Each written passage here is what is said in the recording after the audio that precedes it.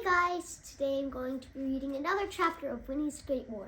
Hope you guys enjoy. If you remember where we were last time, Winnie was just exploring the tent that had fallen down and was not on its post like it was supposed to be. In the flickering lamplight of his tent on that first night in Valcartier, Harry wrote briefly in his diary before crawling into his cot, exhausted. Winnie stretched on the floor beside him. His hand hung down to scratch that special hollow at the bottom of her neck that made her eyes droop, with his wristwatch tick-tocking in her ears.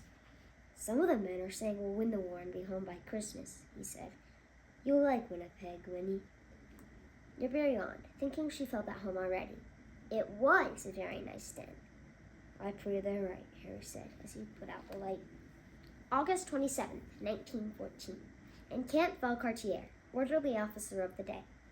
Training began bright and early the next morning. In front of their tent, Harry held an apple over Winnie's head. "Attention," he said. Winnie raised herself straight up on her hind legs with her eyes on the apple. "Salute," said Harry. He gently took one of Lily's paws and tapped it to her nose.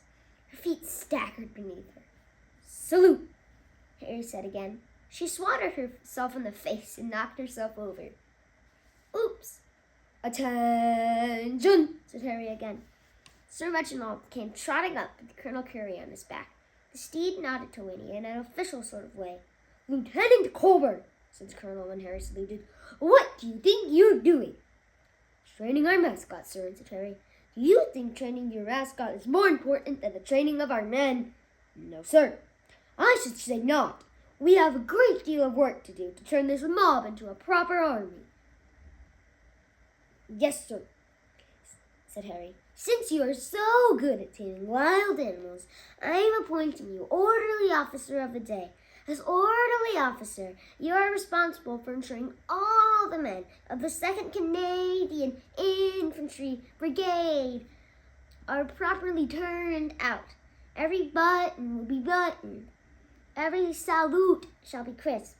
Should any man fail to perform his duties today in the camp, it is you who shall discipline him. You will see to it that all drills are properly carried out.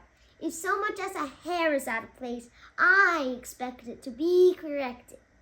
"Thank you, sir," said Harry, standing even taller, and then he could see he was trying to keep his lips from grinning.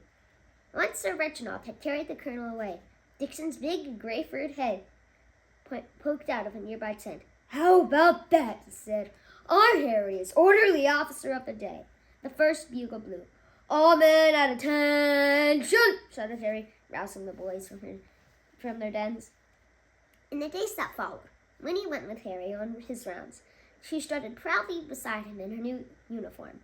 Her collar fit smartly, and it had a musky smell, and the links of her leash tinkled in a pleasing way.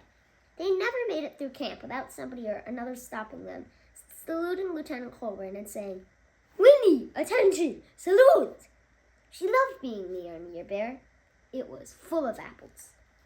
I hope you guys enjoyed. Bye!